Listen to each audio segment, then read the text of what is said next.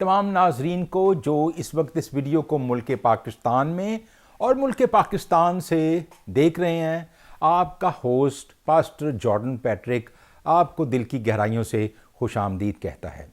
आज हम चौथी किताब, जिसको गिनती की किताब कहते हैं, जो कि फिर इसका मुसन्निफ खुदा था मगर मूसा की मार्फत इसको लिखा गया, उसका जिक्र पढ़ेंगे, उसको पढ़ेंगे।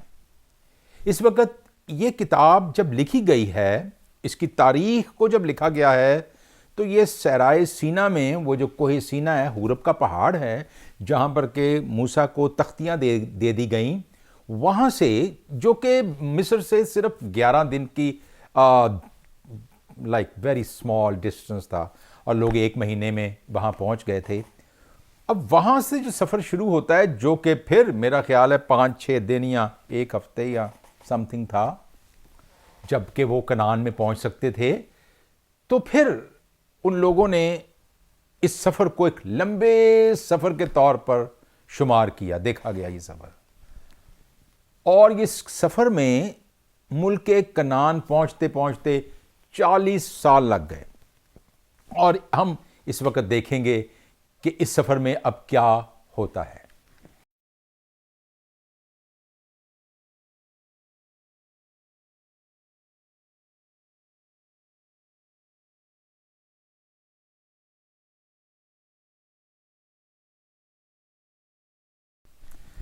इस स्लाइड में हम देखेंगे कि खुदा की फ़ौज का जिक्र होता है कि एक बड़ी फ़ौज को तश्कील दिया गया, जो गिनती के पहले बाब की 13वीं आयत से लेकर खरूज से शुरू होती है, पहले बाब की 19वीं आयत से लेकर गिनती तक, पहले बाब की 13वीं आयत तक। यहाँ पर हम इसको देखते हैं।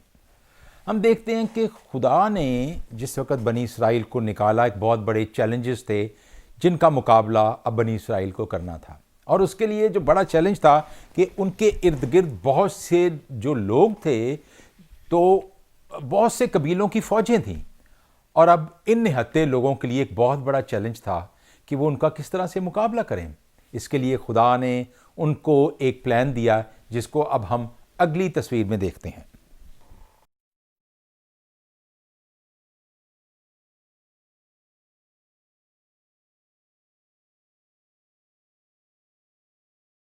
खुदावंद के प्लान के मुताबिक तरबियत और तैयारी का खुदावंद की फ़ौज के लिए अब गिनती, ये देखते हैं 1 से 10 तक ये जो प्रोग्राम चलता है, हम इसको देखते हैं कि एक तैयारी होती है। खुदा ने पहले बाब की 10वीं आयत में हम देखते हैं कि एक तैयारी फ़ौज की, खुदा की फ़ौज की एक तैयारी का वक्त है, यानी ट्रेनिंग शुरू हो गई।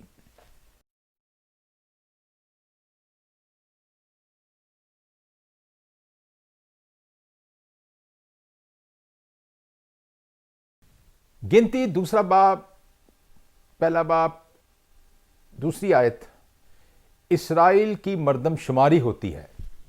और हम देखते हैं कि ये तमाम बनी इसराइल के लोग जिन्होंने खैमे गाड़ रखे हैं, हालात बड़े मुश्किल हैं, और लेकिन फिर भी एक बड़ी फ़ौज के तौर पर उनकी मर्दमशुमारी की जाती है।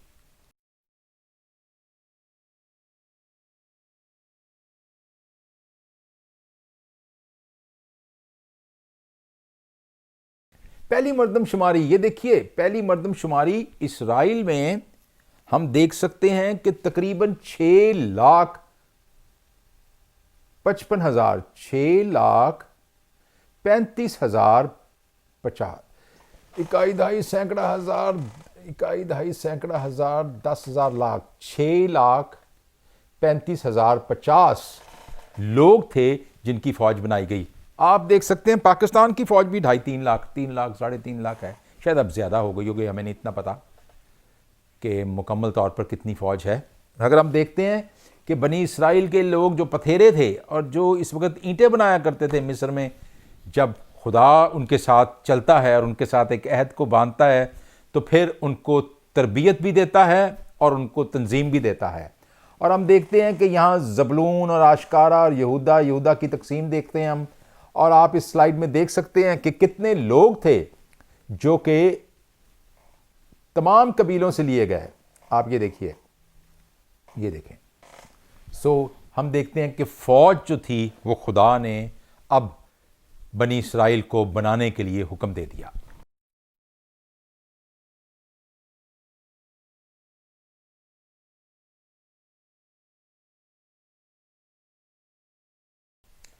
ये वो तमाम कबीले हैं जिनका नाम यहां लिखा हुआ है, और ये देखें गिनती, दूसरा बाब उसकी 17 आयत में है। फिर खैमा इज्तिमा मां लावियों की छौनियों के जो और छोनियों के बीच में होगी जाए, और जिस तरह से लावी डेरे लगाएं उसी तरह से वो अपनी अपनी जगह और अपने अपने झंडे के पास पास चलें। हम देखते हैं कि खुदा ने किस तरीके से इन तमाम लोगों को एक मुनज़्ज़म फौज की सूरत में अब तरबियत और तालीम और तरबियत के साथ ला खड़ा किया।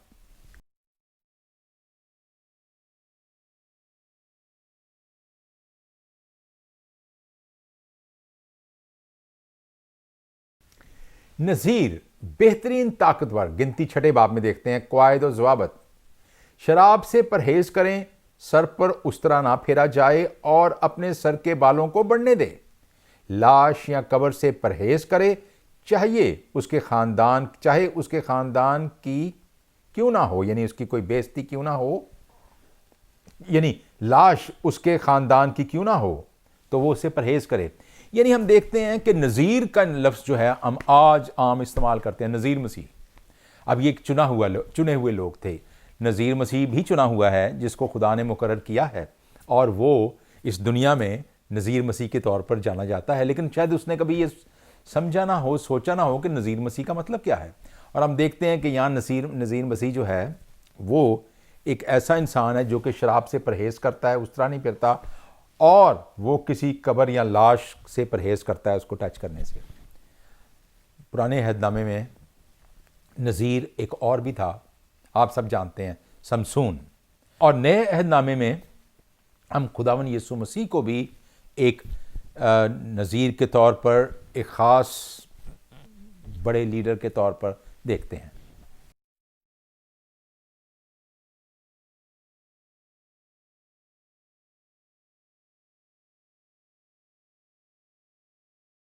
गिनती 8वां बाब 10वीं आयत। फिर लावियों को खुदावंद के आगे लाना, तब बनी इसराइल अपने अपने हाथ लावियों पर रख के। और ये देखें कि लावी जो लोग हैं ये भी मावन हैं, ये भी काम करते हैं, इनको भी फौज में भी शामिल किया गया इनको।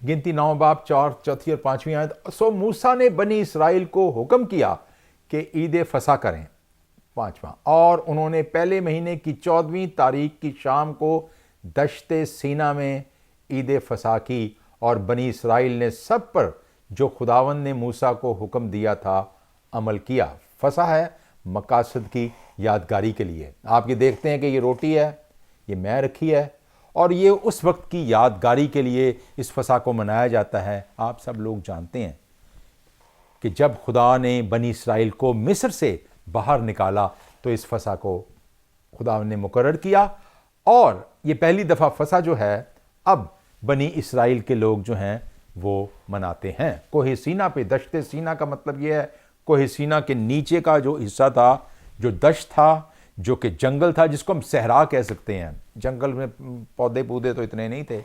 अगर आप कभी टेलीविज़न में देखें तो आपको सीना नज़र आएगा कि वो कैसा है।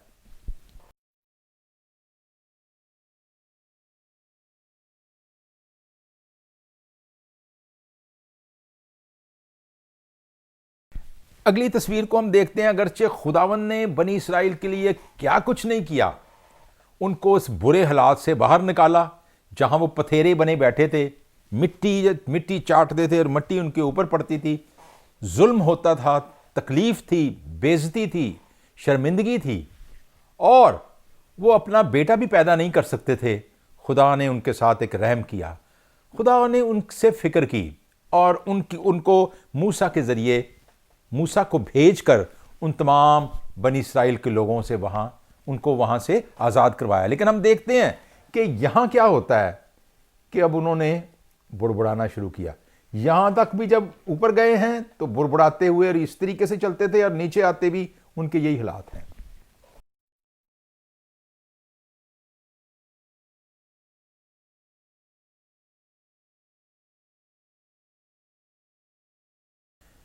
सेनाई के इस रस्ते पर गिनती 18 बाप उसकी 11वीं आयत में देखें, 11 से 18 भी हो सकती है, आप इसको चेक करें। सेनाई के रास्ते पर ये हालात हैं, ये बुड़बुड़ाते हैं। हम देखते हैं कि अगरचे बनी इसराइल के साथ खुदा का सलूक हमेशा अच्छा रहा, जो आपके और मेरे साथ भी होता है, लेकिन बनी इसराइल और हम लोग भी कई दफ़ा बुड़बुड़ाते हैं।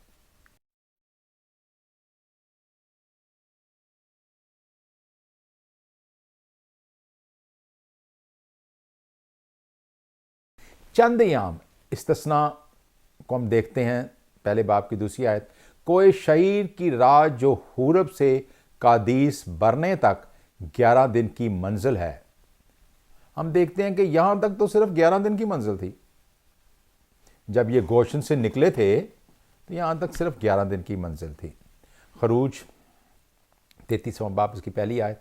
और खुदा ने मूसा को कहा कि उन लोगों को अपने साथ ले जिनको तू मुल्क मिस्र से निकाल कर लाया, यहां से उस मुल्क की तरफ रवाना हो जिसके बारे में इब्राहिम और इसहाक और याकूब से मैंने कसम खाकर कहा था कि इसे मैं तेरी नस्ल को दूंगा।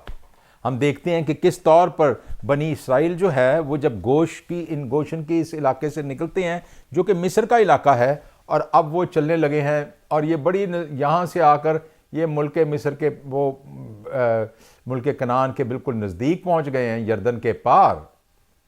तो अब वो बिल्कुल तैयार हैं उसमें दाखिल होने के लिए। अब कोई इतनी दूर नहीं है, जब ये फसा वगैरह खाते हैं तो ये तो बिल्कुल नज़दीक है। यही कह सकते हैं हम कि जैसे लाहौर जो साहिवाल और चीचावतनी है साथ साथ, तो बस इस तरह से काम चलता है वहाँ पर।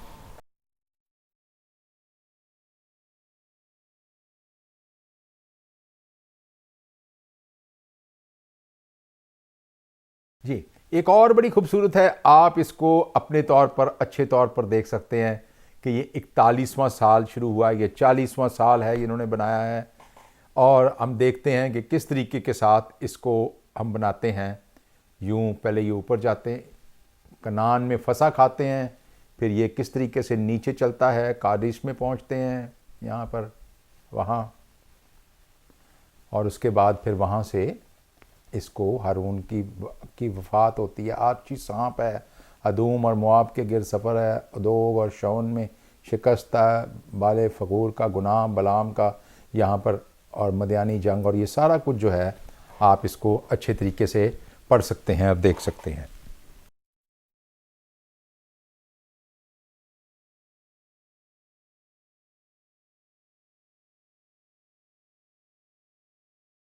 ख़ास वाक़यात हैं सीना को छोड़ने के बाद बुड़बुड़ाना।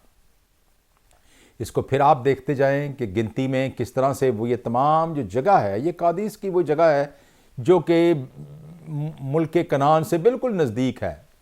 और आप देखते हैं गिनती के 13वें और 14वें बाब में, फिर 15वें बाब में 35वें यहाँ तक, फिर ये गिनती 16वें बाब की 41वीं आयत 17 18, हम देखते हैं कि किस तरीके के साथ मूसा ने सिफारिश की कि बच्चे भी वारिस हों, हरीमा में शिकस्त होती है। मूसा और हारून ने फरियाद की, आग ने भस्म किया, ज़मीन का निगल जाना, खुदा का जलाल किस तरह ज़ाहिर होता है। फिर मिस्र को वापस जाना वो समझते हैं ख़ास बात के बेहतर है, खुदा का अमल तो बहुत अच्छा है, वो जाना बेहतर समझते हैं, बहुत दूर चले गए। और फिर खुदा ने लोगों को कत्ल किया। हदफ जो था, हारून और मूसा की मुखालफत करते थे, हारून और मूसा की इन्होंने मुखालफत की और हारून के ख़िलाफ़ हुए। ये तमाम कादीस के इन इन इन वक्तों में हम देखते हैं।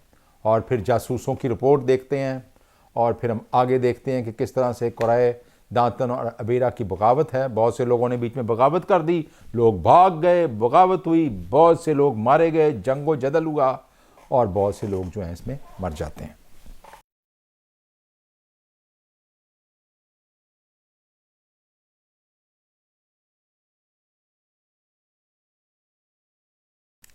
गिनती 11वें बाब की 17वीं आयत में है, और मैं उतर कर तेरे साथ वहां बातें करूंगा और मैं उस रूह में से जो तुझ में है कुछ लेकर उन पर डाल दूंगा कि वो तेरे साथ कौम का बोझ उठाएं ताकि तू उसे अकेला ना उठाए। 25वीं आयत, तब खुदावंद अबर में से उतरा और उसने मूसा से बातें की और उस रूह में से जो उसमें थी कुछ लेकर उसे उन 70 बुजुर्गों में डाला। चुनाचे रूह उन पर से आई तो वो नबूवत करने लगे, लेकिन बाद में फिर कभी ना की। सो हम देखते हैं कि खुदा ने उस रूह को जो कि मूसा को दी थी, उसी की तरह की रूह जो थी वो 70 बुजुर्गों में डाली, और वो क्या करने लगे, वो नबूवत करने लगे। तो हम ये देखते हैं कि किस तरह से ये 70 बुजुर्ग हैं जिनकी तस्वीर एक खूबसूरत तरीके से दिखाते हैं, और साथ ही ये खुदावंद का पाक रूह है जो कि आपको भी पता है कि वो एक फाख्ता की सूरत में खुदावंद यीशु मसीह पर जाहिर हुआ, और यहाँ भी उन लोगों पर जाहिर हुआ। उन्होंने एक दफ़ा नबूवत की, बार बार नहीं की।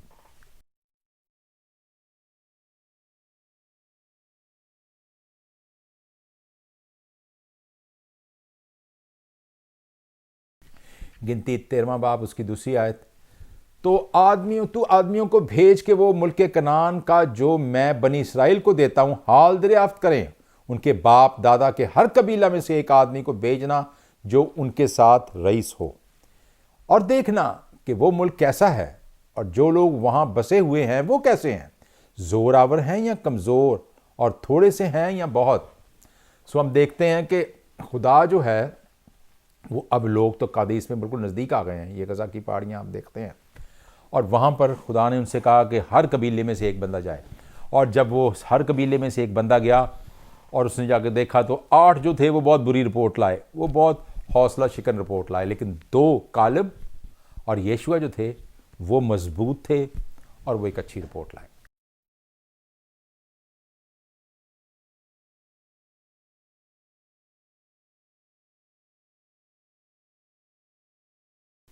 गिनती 13वां बाब 28वीं आयत, लेकिन जो लोग वहां बसे हुए हैं वो जोरावर हैं और उनके शहर बड़े बड़े और फसीलदार हैं, और हमने बनी अनाक को भी वहां देखा।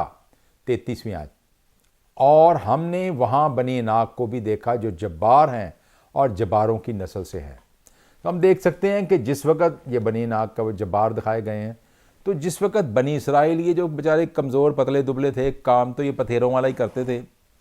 अब ये इन्होंने वर्जिशें तो पता नहीं कितनी की थी वहाँ पर, जबकि वो बनी इसराइल बियाबान में भागते दौड़ते रहे, तो वर्जिश करते ही होंगे थोड़ी, लेकिन वो उस तरीके से उनकी ट्रेनिंग, अगरचे फ़ौज भी थी उनके पास अब, लेकिन वो डरते बहुत थे अब, और वो अपने ज़ोरे बाजू पर ज़्यादा भरोसा रखते थे और खुदा की बात पर और खुदा के अहकाम पर और उसके वादों पर यकीन ही रखते थे। और इसीलिए जिस वक्त वो यहाँ पर देख रहे हैं तो वो कहते हैं कि भाई वो दुनिया बहुत है और हम मारे जाएंगे।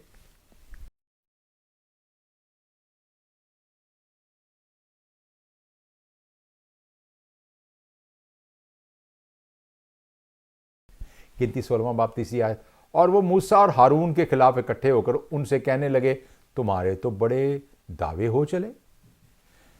32वीं आयत में देखें, और जमीन ने अपना मुंह खोल दिया और उनको और उनके घर बार को और कुरैश के हाँ सब आदमियों को उनके सारे मालो असबाब को जमीन निगल गई।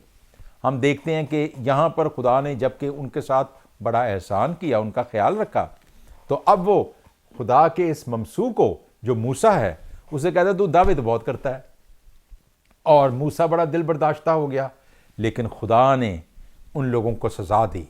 और हम देखते हैं कि बहुत से लोग 250 के करीब हैं शायद, और वो काफ़ी लोग जो थे वो ज़मीन के नीचे।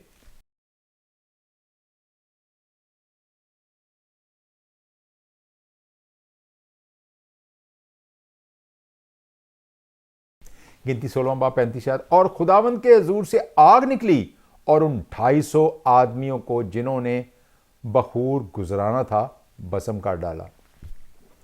यानी लोग जो हैं, एक तो वो मूसा को बुरा बहुत कहते हैं और एक वो बखूर जलाते हैं और देवताओं के लिए, और ऐसे हालात में खुदा ने उनको भस्म किया, एक बड़ी आग आई जिसने उनको भस्म किया।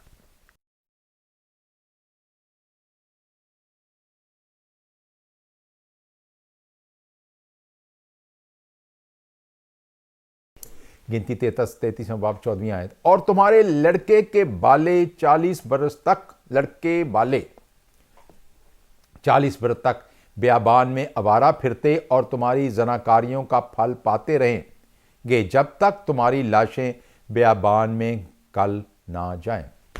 सो खुदा ने बताया कि वो जो तुम्हारे लड़के हैं, बाले जो तुम्हारे सारे हैं, वो उनके हालात जो हैं वो खुदा ने उनके सामने बयान किए कि वो आवारा गर्द फिरेंगे और बुरे काम करेंगे और फिर वहीं मर जाएंगे। और आज भी हम देखते हैं कि कौमों के बहुत से लोग और मसीही लोग भी इस तरह ही आवारा गर्दी करते हैं और फिर वहीं गल सड़ जाते हैं।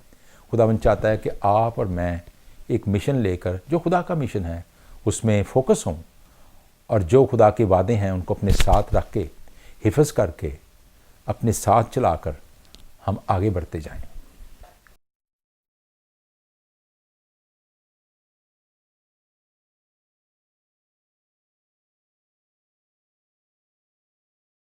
ख़ास मौक़ों पर वक्फ़ा सनाई छोड़ने के बाद अब जो है वो दश्ते सनाई जो है, सहराए सनाई जो है, उसको छोड़ दिया। 11 और 12, 15वीं और फिर 16वीं आयत में हम देखते हैं कि ये तमाम बातें, आप इसको अच्छे तरीके से नोट कर लीजिए कि किस तरीके से मुश्किलात का शिकार है वो तमाम कौम, और वो तमाम मुश्किलात जो कि जिनका वो शिकार है वो उसकी अपनी पैदा की हुई है। अगरचे वो खुदा का नाम तो लेते हैं, खुदा को खुदा तो मानते हैं, लेकिन उस पर अमल नहीं करते। लबों से तो उसकी सताइश करते हैं, लेकिन दिल उनके उनसे दूर है।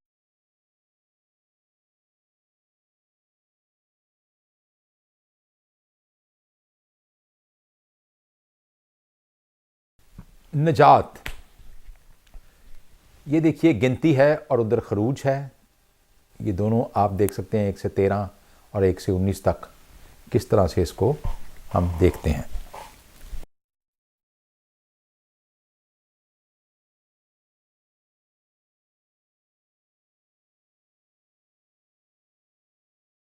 बियाबान में गिनती 19 से 19 बाब 21वीं आयत में आप देखते हैं कि एक नजात का तस्वुर जो है वो खुदा उनको फिर देता है। अगरचे वो खुदा से दूर हैं, वो खुदा से मोहब्बत नहीं करते, वो खुदा से प्यार नहीं करते, बुड़बुड़ाते हैं, उसके ममसूओं पर को लानत मलामत करते हैं, तो भी खुदा उनके लिए एक निजात का इंतज़ाम करता है।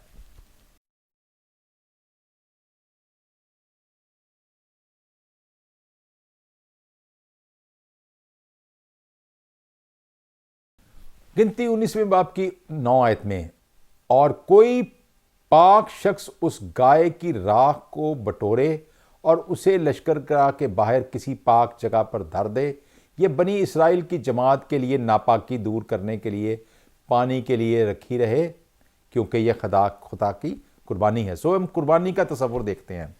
इब्रानियों में 9वें बाब की 13वीं और 14वीं आयत में है, क्योंकि जब बकरों और बैलों के खून और गाय की राख नापाकों पर छिड़की जाने से जाहिर पाकीज़गी हासिल होती है, तो मसीह का खून, जिसने अपने आप को अज़ली रूह के वसीला से खुदा के सामने बेऐब कुर्बानी कर दिया, तुम्हारे दिलों को मुर्दा कामों से क्यों ना पाक करेगा, ताकि जिंदा खुदा की इबादत करें। और यहां पर हम देखते हैं कि साल्वेशन या निजात का एक तस्वुर है, जो कि एक ज़ाहिरी तस्वुर है, अगरचे इसका अंजाम और इसकी खूबसूरती और इसका इख्तिताम तो हम खुदावंद यीशु मसीह की कुर्बानी में देखते हैं, लेकिन एक शैडो के तौर पर, एक शेड के तौर पर यहां ये नजर आता है।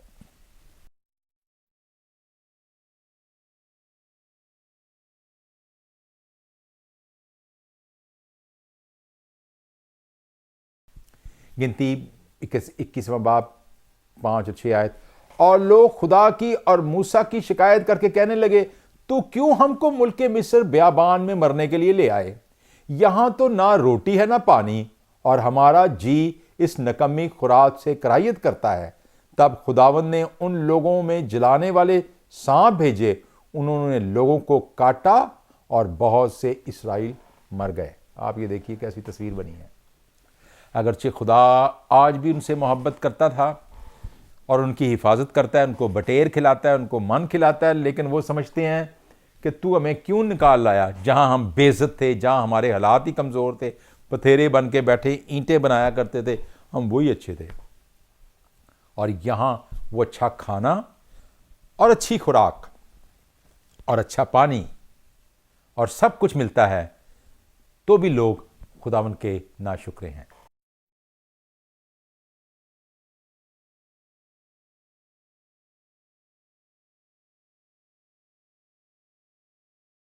गिनती 21वां बाप 9 है।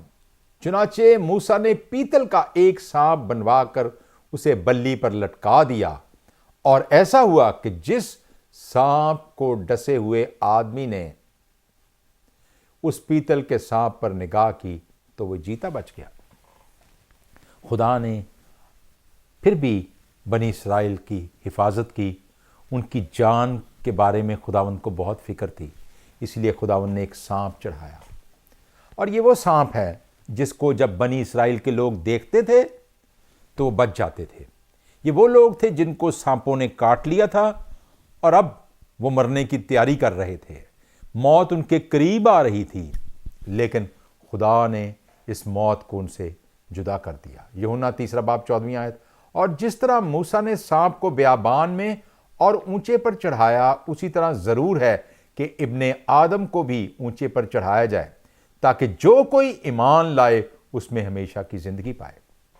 कैसी खूबसूरत बात है और कैसा खूबसूरत वादा है जो खुदा ने उन तमाम लोगों से किया, जिसमें आप और मैं भी हैं, कि हम ईमान लाएं और ज़िंदगी पाएं। सलातीन 2 सलातीन 18वें बाब की 4थी आयत। उसने ऊंचे मकामों को दूर कर दिया और सतूनों को तोड़ा और यसीरत को काट डाला, और उसने पीतल के सांप को जो मूसा ने बनाया था चिकनाचूर कर दिया, क्योंकि बनी इसराइल उन दिनों तक उसके आगे बखूर जलाते थे। उसने उसका नाम नुश्तान रखा।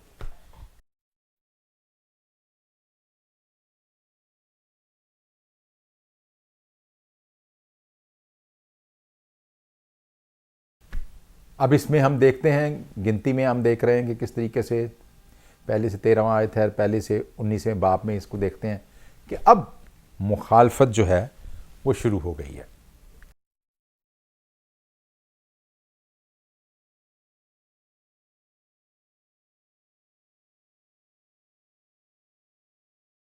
बलाम और फगूर, गिनती 22वें बाब की 25वीं आयत में यहाँ कुछ ऐसे लिखा है, आप देखिए इसको।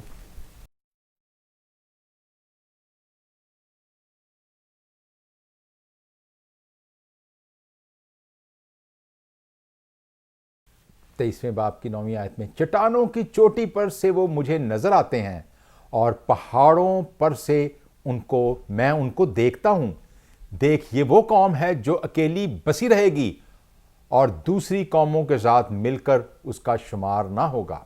गिनती 23वां बाब उसकी 10वीं आयत। याकूब के गिर्द के ज़रून को कौन गिन सकता है, और बनी इसराइल की चौथाई को कौन शुमार कर सकता है। काश मैं साधकों की मौत मुर्दों और मेरी आकबत भी उन्हीं की मानद हो मरूं।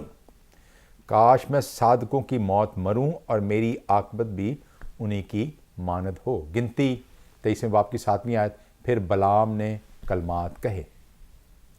ये जादूगर है जो कि हमें वहाँ नज़र आता है। सॉर्सरी, आज भी जादूगरी जो है वो इस पूरी दुनिया में है और मसीह लोगों में भी है, आप बड़ी अच्छी तरह जानते हैं।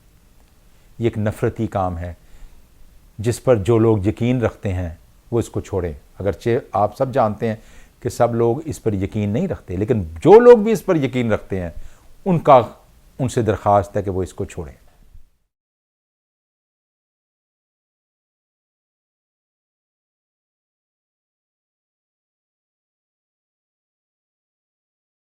बलाम की इस दूसरी स्लाइड में हम देखते हैं, गिनती 23वां बाब उसकी 19वीं आयत। खुदा इंसान नहीं कि झूठ बोले, और ना वो आदमजाद है कि अपना इरादा बदले?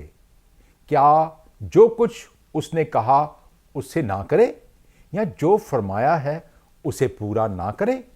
गिनती 23वें बाब की 21वीं आयत में वो याकूब से बदी नहीं पाता और ना इसराइल में से कोई खराबी देखता है। खुदावन उसका खुदा उसके साथ है और बादशाह की सी ललकार उन लोगों के बीच में है।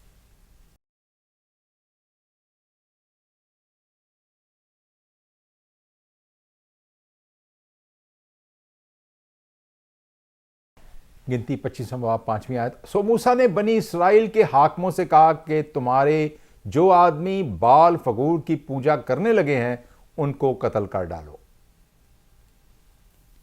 गिनती 24वें बाब उसकी 7वीं आयत। उसके चरसों से पानी बहेगा और शराब खेतों में उसका बीज पड़ेगा। उसका बादशाह अजाज से बढ़कर होगा और उसकी सल्तनत को अरूज हासिल होगा।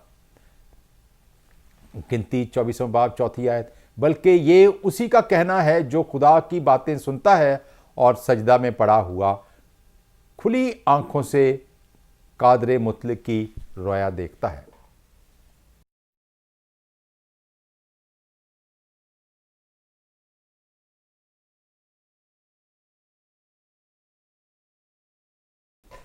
गिनती 24वें बाब इसकी 17वीं आयत में मैं उसे देखूंगा तो सही पर अभी नहीं, वो मुझे नजर भी आएगा पर नजदीक से नहीं। याकूब में से एक सितारा निकलेगा और इसराइल में से एक असा उठेगा और मोआब के नवाही को मार मार कर साफ कर देगा और सब हंगामा करने वालों को हलाक करेगा। हम देखते हैं कि ये वो एक पेशन गोई है जो कि खुदावन यीशु मसीह में हम देखते हैं कि किस तरह से बनी इसराइल में उस तमाम गंदगी को और गलाजत को जो बनी इसराइल ने खुदावन के हजूर की दूर करने के लिए खुदावन यीशु मसीह इस दुनिया में आए, और सिर्फ बनी इसराइल के नहीं, आपके लिए भी और मेरे लिए भी।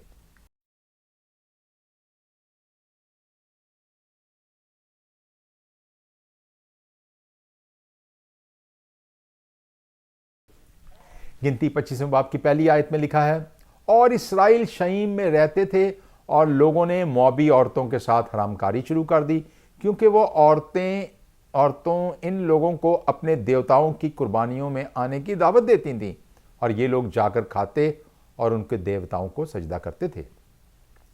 मुकाशफा 2 बाब 14वीं आयत। लेकिन मुझे चंद बातों से कि तुझसे शिकायत है, इसलिए कि तेरे यहां बाज लोग बलाम की तालीम मानने वाले हैं, जिसने बल्क को बनी इसराइल के सामने ठोकर खिलाने वाली चीज रखने की तालीम दी, यानी ये कि वो बुतों की कुर्बानियां खाएं और हरामकारी करें। और ये वो गुनाह है जो कि बनी इसराइल ने किया जबकि उन्होंने गैर कौमों की औरतों के साथ या गैर कौमों के साथ भी, मर्दों के साथ भी अपने ताल्लुकात को इस्तवार किया और फिर वो एक बहुत बड़े गुनाह में फंस गए।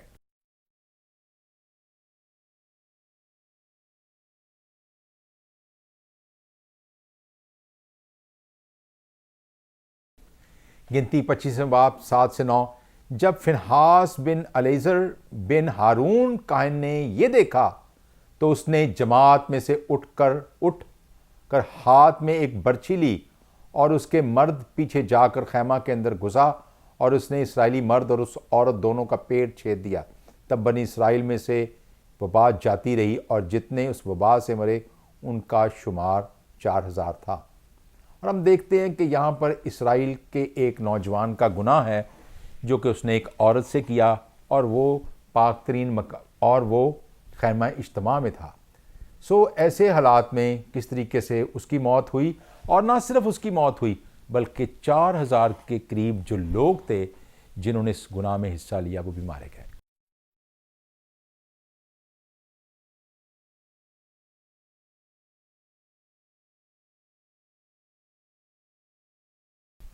खुदा के लोग, एक बड़ी स्लाइड है 13वें बाब की पहली गिनती के अंदर, हम इसको भी देखते हैं।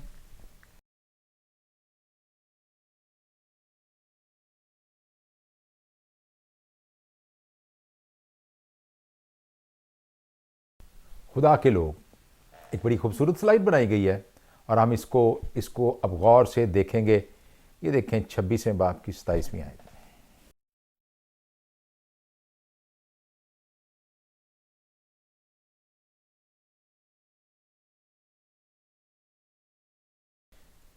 अगरचे ये तमाम काम जो हो रहे थे ये इंतहाई नफरती थे, लेकिन फिर भी खुदा के लोग इन तमाम अलाइशों में, इन तमाम गुनाह में वो लोग भी मौजूद थे जिनसे खुदा प्यार करता था। गिनती 14वां बाब 7 से 8 आयत। बनी इसराइल की सारी जमात से कहने लगे कि वो मुल्क जिसका हाल दरियाफ्त करने को हम उसमें से गुजरे निहायत अच्छा मुल्क है। अगर खुदा हम पर राजी रहे तो हमको उस मुल्क में पहुंचा देगा और वही मुल्क जिसमें दूध और शहद बहता है हमको देगा। ये बातें थी कालब और यशुआ की। यानी बाकी लोग जो कि 12 लोगों को वहां भेजा गया था, वो तो इस प्रोग्राम में जब वापस आए जासूसी करके, तो उन्होंने तो एक नेगेटिव खबर दी, एक ऐसी खबर दी जिसमें उन्होंने बताया कि इस मुल्क को फतह करना, येरू को फतह करना मुमकिन नहीं है। लेकिन 2 लोग थे जो कि खुदा पर भरोसा रखते थे और उन्होंने कहा कि अगर खुदा हमसे राजी रहे तो फिर हम इस बड़े खूबसूरत मुल्क को जिसका वादा खुदा ने हमसे करने को दिया है करेंगे।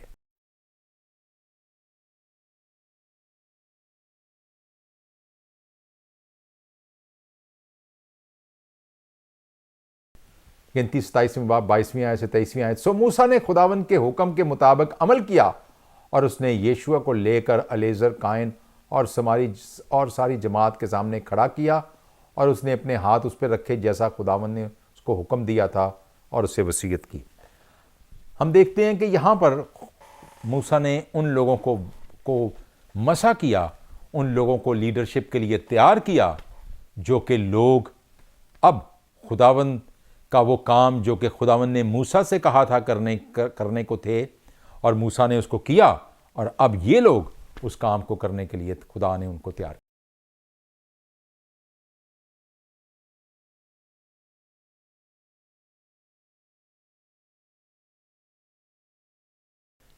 सलफात की बेटियां, गिनती 36वें बाब 12 आयत। यानी वो यूसुफ के बेटे मनस्सी की नस्ल से ख़ानदान में ब्याई गईं और उनकी मेरास उनके आबाई ख़ानदानों के कबीलों में कायम की गई।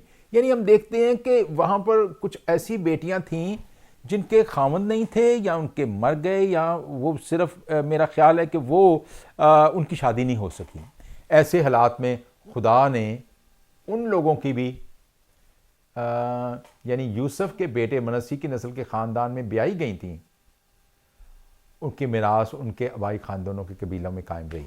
सो हम कह सकते हैं कि खुदा ने ना सिर्फ मर्दों को इसमें शामिल रखा मगर औरतों को भी खुदा ने इसमें मिरास दी।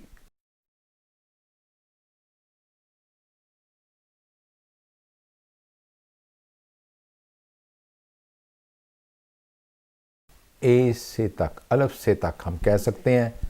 तो रायत का पस मंज़र 13वीं बाब की गिनती की 13वें बाब की पहली आयत में।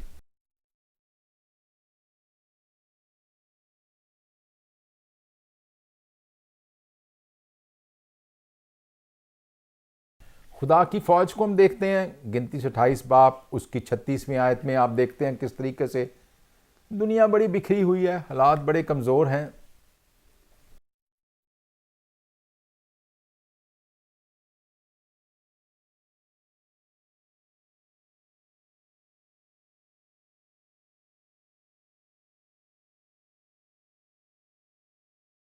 अगली स्लाइड को हम देखते हैं गिनती 26 बाब 63 से 65। सो मूसा एलीजर काहन ने जिस बनी इसराइल को मोआब के मैदानों में जो यरदन के किनारे किनारे येरू के मुकाबल में हैं शुमार किया, तो वो यही हैं जिन पर इसराइलियों को मूसा और हारून काहन ने दश्ते सीना में गिना था। उनमें से एक शख्स भी उनमें ना था, क्योंकि खुदावंद ने उनके हक में कह दिया था कि वो यकीनन ब्याबान में मर जाएंगे। चुनाचे उनमें से स्वाइफना के बेटे कालब और नून के बेटे यीशुआ के एक भी बाकी ना बचा था।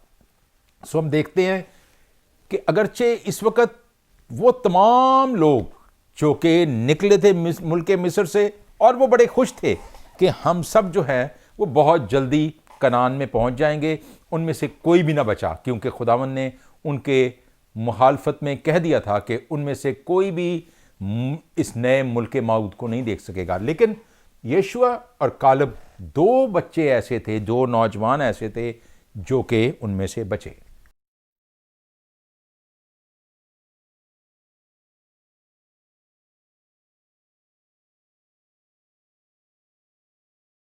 एक नस्ल के बाद मदियान के साथ जंग। गिनती 31वें बाब की 28वीं आयत से ये देखें, 48 और 49 में भी, और उन जंगी मर्दों में से जो लड़ाई में गए थे खुदावंद के लिए, ख्वाह आदमी हों या गाय बैल या गधे या भेड़ बकरियां, हर 500 के पीछे एक को हिस्सा के तौर पर ले। तब वो फौजी सरदार जो हजारों और सैकड़ों सिपाहियों के सरदार थे, मूसा के पास आकर उससे कहने लगे, तेरे खादमों ने उन जंगी मर्दों को जो हमारे मुताहत हैं गिना, और उनमें से एक जवान भी कम ना हुआ, कोई भी जानी नुकसान नहीं हुआ। हम देखते हैं कि यहाँ पर एक ऐसी जंग है जिसमें के खुदा ने उनको हुक्म दिया और वहाँ से कोई भी ऐसा नहीं था जिसका जानी नुकसान हुआ हो।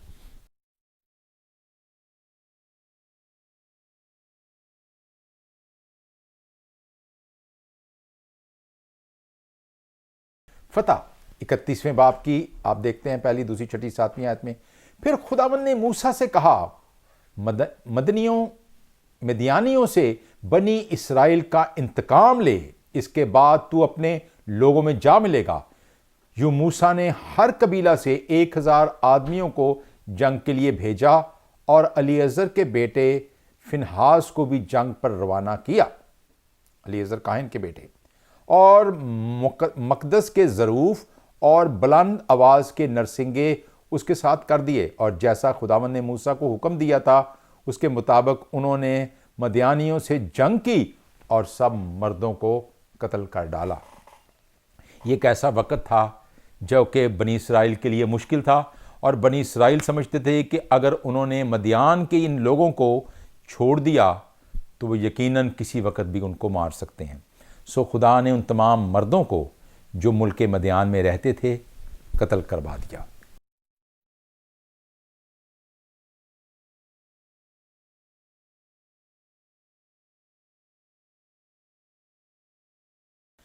हम एक दफ़ा फिर देखते हैं कि खुदा ने इस खूबसूरत इलाके को, जिसका वादा खुदा ने अपनी कौम बनी इसराइल से किया था, दिखाना शुरू किया। तकरीबन 9.5 ट्राइब्स जो हैं, जो कबीले हैं, वो इधर रहते हैं, और 2.5 कबीले जो हैं वो, जिसमें मनस्सी है, जाड है, रूबन है, वो इधर रहते हैं। गिनती 32वें बाब की पहली, दूसरी, 5वीं आयत में, और बनी रूबन और बनी जद के पास चुपायों के बहुत बड़े बड़े गोल थे। सो जब उन्होंने यज़रीद और जल्लाद के मुल्कों को देखा कि ये मकाम चुपायों के लिए निहायत अच्छे हैं, तो उन्होंने जाकर मूसा और अलीअजर काइन और जमात के सरदारों से कहा कि अगर हम पर तेरे करम की नज़र है तो इस मुल्क को अपने खादमों की मिरास कर दे, और हमको यर्दन के पार ना ले जा। ये वो जो ट्राइब्स हैं, हम देखते हैं कि यहां पर ये मूसा से कहते हैं कि अगरचे हमने जाना तो कनान में है, मगर हम तुझसे दरख्वास्त करते हैं कि ये जगह बड़ी अच्छी है, तो बस तुम हमारे भाई बंदे साथ ही रहोगे, कोई इतनी दूर तो नहीं है, तो हमारे साथ तुम होगे तो आप हमें यहां इजाजत दे दें। वो लोग यहीं बस गए।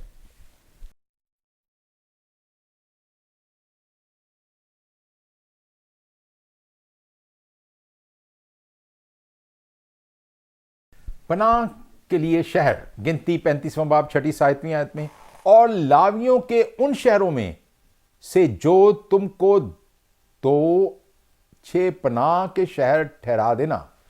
लावियों के शहर में जो तुम 2-6 पनाह के शहर ठहरा देना, जिनमें खूनी भाग जाए और इन शहरों के अलावा 42 शहरों को उनको देना, यानी सब मिलाकर 48 शहरों को लावियों को देना और इन शहरों के साथ उनकी नवाही बस्तियां और नवाही भी हों।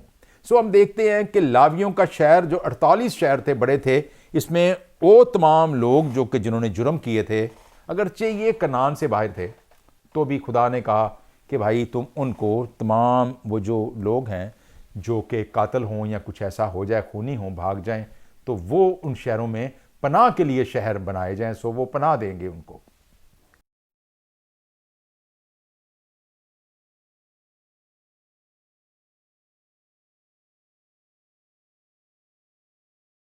हम देखते हैं कि फिर गिनती 34वें बाब की पहली दूसरी आयत में फिर खुदावंद ने मूसा से कहा कि बनी इसराइल को हुक्म कर और उनको ये कह दे कि जब तुम मुल्क के कनान में दाखिल हो, ये वही मुल्क है जो तुम्हारी मिरास होगा, यानी कनान का मुल्क का अपनी हदूद अरबा के साथ। यानी ये आप देखते हैं 9.5 कबीले इधर हैं और 2.5 कबीले इधर रहते हैं। इन्होंने अपनी मस्जिद अलहदा बनाई है, पर चलो ठीक है, बहरहाल अलग अलग तरीके से ये लोग रहते हैं।